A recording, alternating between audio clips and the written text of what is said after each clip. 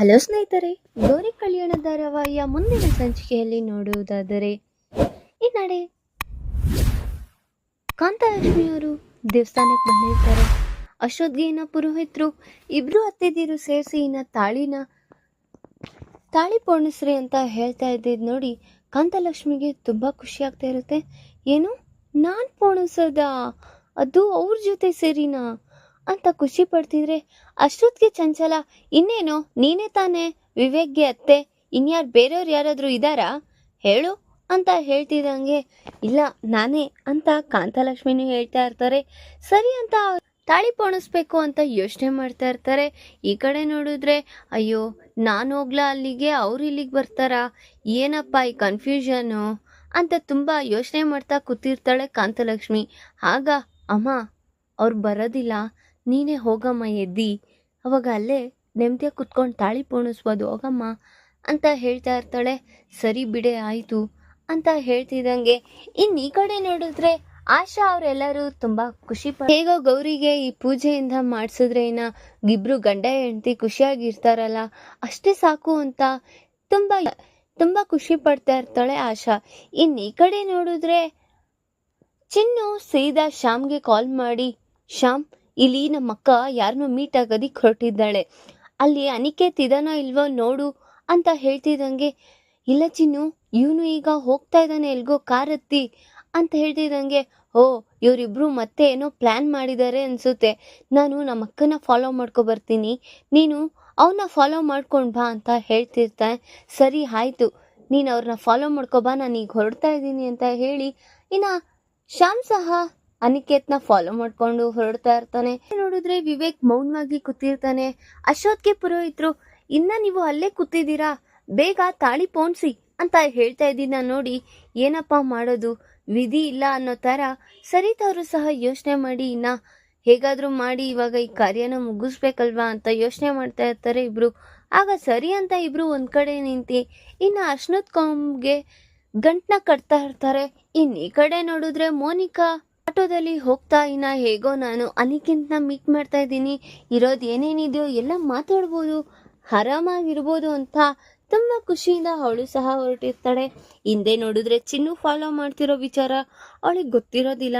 ಇನ್ನೇನಾದ್ರೂ ಗೊತ್ತಾದ್ರೆ ಇನ್ನೇನು ಕತೆ ಆಗುತ್ತೋ ಅನ್ನೋ ಥರ, ಅಕ್ಕ ನೀನು ಇಷ್ಟೆಲ್ಲ ಕೆಲಸ ಮಾಡ್ತಾ ಇದೀಯಾ, ನಾನು ನಮ್ಮ ಅಕ್ಕನ ಜೀವನ ಉಳಿಸ್ಬೇಕು ಅಂತ ಅನ್ಕೊಂಡ್ರೆ ನೀನೆಲ್ಲ ಹಾಳು ಮಾಡೋದಿಕ್ಕೆ ಇದೆಯಲ್ಲ ಅಕ್ಕ ನೀನು ಅಂತ ತುಂಬ ಬೇಜಾರಾಗಿ ಅವಳನ್ನ ಫಾಲೋ ಮಾಡ್ಕೊಂಡು ಹೊರಟಿರ್ತಾರೆ.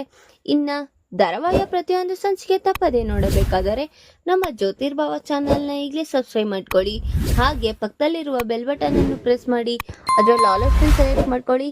ಇದರಿಂದ ನಾವು ರಿಲೀಸ್ ಮಾಡುವಂತಹ ಸಂಚಿಕೆ ಅಪ್ಡೇಟ್ ನೋಟಿಫಿಕೇಶನ್ ಸಿಗುತ್ತೆ. ದೇವಸ್ಥಾನದಲ್ಲಿ ಪುರೋಹಿತರು ಇನ್ನು ವಿವೇಕ್ ಕೈಗೆ ತಗೊಳಪ್ಪ ಅರ್ಶನ ದಾರ, ನಿಮ್ಮ ಹೆಂಡತಿ ಕುತ್ತಿಗೆಗೆ ಕಟ್ಟಪ್ಪ ಅಂತ ಹೇಳ್ತಿದ್ರೆ ಇನ್ನು ಅವನು ಹಿಂದೆ ಮುಂದೆ ಯೋಚನೆ ಮಾಡ್ತಾ, ತಗೊಳಪ್ಪ ಏನು ಯೋಚನೆ ಮಾಡ್ತಿದ್ಯಾ ಅಂತ ಪುರೋಹಿತರು ಹೇಳ್ತಾ ಇರ್ತಾರೆ. ಅಷ್ಟೊತ್ತಿಗೆ ಅವನು ಕೈಯಲ್ಲಿ ಇಟ್ಕೊಂಡು, ಏನು ಮತ್ತೆ ಈಗ ಮದುವೆದು ಹಾಕೋದಲ್ದಿರೋ ಗಂಟು ಈಗ ಬೇರೆ ಸಪ್ರೇಟಾಗಿ ಹಾಕ್ಬೇಕಾ ಅಂತ ತುಂಬ ಯೋಚನೆ ಮಾಡ್ತಾ ಇರ್ತಾನೆ. ಇನ್ನು ಬಿಡಲ್ಲ ನಂಗೆ ಕಾಣುತ್ತೆ ಅಂತ ಇನ್ನು ಅವನೇ ಸೀದಾ ಎದ್ದಿ ಗೌರಿ ಕುತ್ತಿಗೆಗೆ ತಾಳಿ ಕಟ್ತಾ ಇದ್ರೆ ಅಲ್ಲಿರೋ ವಿವೇಕ್ ಅವರ ಅಪ್ಪ ಮತ್ತೆ ಈ ಕಡೆ ನೋಡಿದ್ರೆ ಗೌರಿ ಅವರ ಅಪ್ಪ ಅಮ್ಮ ಎಲ್ಲರೂ ನೋಡಿ ಕಣ್ತುಂಬ ಖುಷಿ ಪಡ್ತಾ ಇರ್ತಾರೆ. ಹೇಗೋ ಈಗಾದ್ರೂ ಎಲ್ಲರ ಮುಂದೆನೂ ಮದ್ವೆ ಆಗ್ತಿದ್ದಾನಲ್ಲ ಅನ್ನೋ ಒಂದು ಸಂಭ್ರಮದಿಂದ ಅವ್ರ ಅಜ್ಜಿನೂ ಸಹ ಒಳಗೆ ತುಂಬಾ ಖುಷಿ ಪಡ್ತಾ ಇರ್ತಾರೆ. ಈ ಕಡೆ ನೋಡಿದ್ರೆ ಇನ್ನು ಗೌರಿಗೂ ಸಹ ವಿವೇಕ್ ಅವ್ರ ತಾಳಿ ಕಟ್ಟಿದ್ನ ನೋಡಿ ಒಳಗೆ ಖುಷಿ ಪಡ್ತಾ ಇದ್ರೆ, ಏನೋ ಎಲ್ಲ ದೇವ್ರೇ ನಡೆಸ್ತಿದ್ದಾನೇನೋ ಅನ್ನೋ ಖುಷಿಲಿ ಇರ್ತಾಳೆ. ಈ ಕಡೆ ನೋಡಿದ್ರೆ ಮೋನಿಕಾ ಸೀದಾ ಯಾವುದೋ ಪಾರ್ಕ್ ಹತ್ರ ಇಳ್ದಿರ್ತಾಳೆ.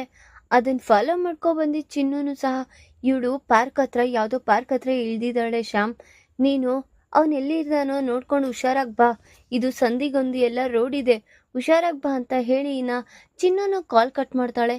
ಸರಿ ಅಂತ ಶ್ಯಾಮ್ ಸಹ ಅನಿಕೇತ್ನ ಫಾಲೋ ಮಾಡ್ಕೊ ಬರ್ತಾ ಇದ್ದಂಗೆ ಸೀದಾ ಅವ್ನ ಕಾರ್ ನಿಲ್ಲಿಸ್ತಾನೆ. ನೋಡಿದ್ರೆ ಅನಿಕೇತ್ ಬಂದಿದ್ ನೋಡಿ ಮೋನಿಕಾಗೆ ತುಂಬಾ ಖುಷಿಯಾಗಿ ಓಡೋಗಿ ತಪ್ಕೊಳ್ತಾ ಇರ್ತಾಳೆ. ಅದನ್ನ ನೋಡಿ ಶ್ಯಾಮ್ ಮತ್ತೆ ಚಿನ್ನು ಇಬ್ರು ಒಂದ್ ಕಡೆ ನಿಂತ್ಕೊಂಡು, ಅಯ್ಯೋ ಮತ್ತೆ ನಾನು ಇಲ್ಲಿದ್ದೀನಿ ಅಂತ ಗೊತ್ತಾದ್ರೆ ಮತ್ತೆ ನನ್ನ ಮೇಲೆ ಅನುಮಾನ ಪಡ್ತಾರೆ. ಎಲ್ಲಾದರೂ ದೂರ ಇದ್ದೇ ಅಬ್ಸರ್ವ್ ಮಾಡಬೇಕು ಅಂತ ಯೋಚನೆ ಮಾಡ್ತಾ ಇರ್ತಾರೆ ಇಬ್ರೂ ಸಹ. ಆಗ ಸರಿ ಅಂತ ಇಬ್ಬರು ಒಂದು ಕಡೆ ನಿಂತ್ಕೊಂಡು ಅವ್ರು ಏನೇನು ಮಾಡ್ತಾರೆ ಏನೇನಿಲ್ಲ ಅಂತ ನೋಡ್ತಾ ಇರ್ತಾರೆ. ಇನ್ನು ಅನಿಕೇತ್, ಯಪ್ಪ ಈ ಪೀಡೆನ ಹೇಗಾದರೂ ನಾನು ತೊಲಗಿಸ್ಕೋಬೇಕು, ಇಲ್ಲ ಅಂದರೆ ಮುಗೀತು.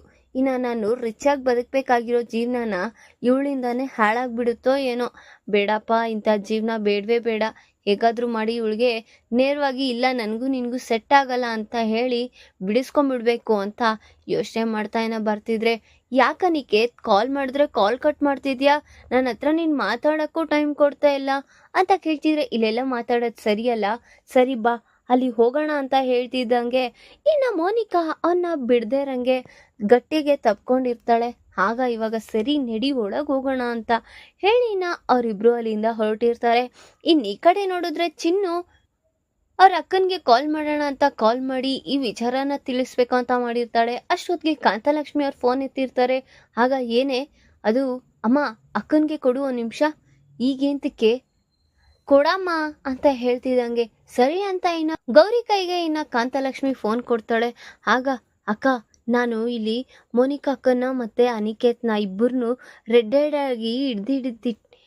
ಹ್ಯಾಂಡೆಡ್ ಆಗಿ ಹಿಡ್ದಿದ್ದೀನಿ, ಬೇಗ ಬಾ ಅಕ್ಕ ಪ್ಲೀಸ್ ಅಕ್ಕ, ನಮ್ಗಿರೋದಿದೆ ಲಾಸ್ಟ್ ಆಧಾರ ಅಂತ ಹೇಳ್ತಾ ಇರ್ತಾನೆ. ಇನ್ನು ಈ ಕಡೆ ನೋಡಿದ್ರೆ ಈಗ ಗೌರಿ ಆ ಪೂಜೆ ಮಧ್ಯದಲ್ಲಿ ಎದ್ದೋಗ್ತಾಳ. ಮತ್ತೆ ಈ ಕಡೆ ಏನಾದರೂ ಗಂಡಂತರ ಹುಟ್ಟುತ್ತಾ ಇನ್ನ ವಿವೇಕ್ಗೆ ಏನು ಉತ್ತರ ಕೊಟ್ಟು ಹೋಗ್ತಾಳೆ, ಅಥವಾ ಮತ್ತೆ ಅವ್ರು ಅನ್ಕೊಂಡಂಗೆ ಇವಳು ಮತ್ತೆ ತಪ್ಪದಾರಿ ಇಳಿತಿದ್ದಾಳ ಅಂತ ಅನ್ಕೊಂಡು ಇನ್ನ ಮತ್ತೆ ಅಲ್ಲಿ ಅವಳ ಹೆಸರು ಕಳ್ಕೊತಾಳ, ಅಥವಾ ಮೋನಿಕಾನ ಮತ್ತೆ ಅನಿಕೇತ್ನ ಇಬ್ಬರನ್ನು ರೆಡ್ ಹ್ಯಾಂಡೆಡ್ ಆಗಿ ಪ್ರೂಫ್ ಮಾಡ್ತಾಳ ವಿವೇಕ್ಗೆ ಅನ್ನೋ ವಿಚಾರ ಮುಂದಿನ ಭಾಗದಲ್ಲಿ ತಿಳಿಸ್ಕೊಡ್ತೀನಿ. ಈ ವಿಡಿಯೋ ಇಷ್ಟ ಆದರೆ ಲೈಕ್ ಮಾಡಿ, ನಿಮ್ಮ ಫ್ರೆಂಡ್ಸ್ ಆಗಿ ನಿಮ್ಮ ರಿಲೇಟಿವ್ಸ್ಗೂ ಶೇರ್ ಮಾಡಿ, ಕಮೆಂಟ್ ಮಾಡಿ. Thanks for watching.